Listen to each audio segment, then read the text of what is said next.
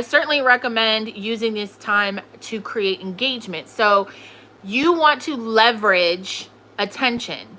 As a content creator, the best thing you can do is leverage attention. That's really what you're trying to ascertain from the people that are on the internet. And so this is your opportunity to create content that engages with them, ask them questions, have them ask you questions. And that's what we'll also do as well, is strategize. What are some things that we can do to help you get a little bit closer to your customer base, to get a little bit closer to your fans, so that they want to purchase things from you and, you know, follow you on other platforms as well. So that is how we come up with a strategy. There's no formula for one, like for all customers. It's different for each client, because what one person does, let's say like one of my clients is a hair salon, and what I'm going through with her are ways that you could provide knowledgeable information to your customer. So like for me, I used to get my hair done like every 6 to 8 weeks, and there were things that I wasn't doing in between my services that would help me not have to spend so much money every time I went to get my hair done. So that's information that you want to provide to your customer. How often they should get their hair trimmed, how often they should get their hair dyed, how often they should get a scalp treatment, like things of that nature that the average person doesn't know.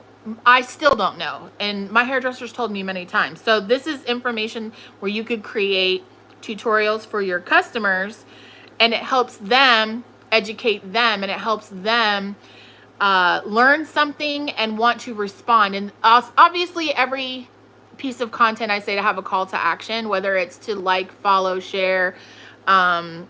I don't know if I said that already. But yeah, you want to give them a call to action. Maybe it's to sign up for your email list. Maybe it's to go to your website and share something from your website. I mean, there's a long list of all the things that you could suggest to someone, but ultimately you want to give them some sort of call to action. So that's how I come up with a strategy for an individual or a brand. The next question is, what are some key differences between managing social media for a small business versus a large company?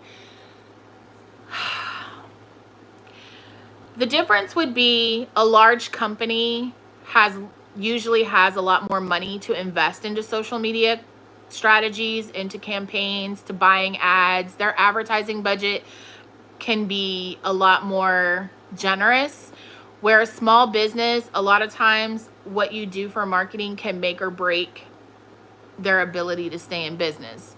So it's really difficult to compare the two. Now, I prefer working with small businesses because I myself am a small business, and I understand how extremely important it is to have a good social media strategy, as that's pretty much your free marketing. But also understanding that you don't want to just use social media for just marketing. You want to give it a life, a personality.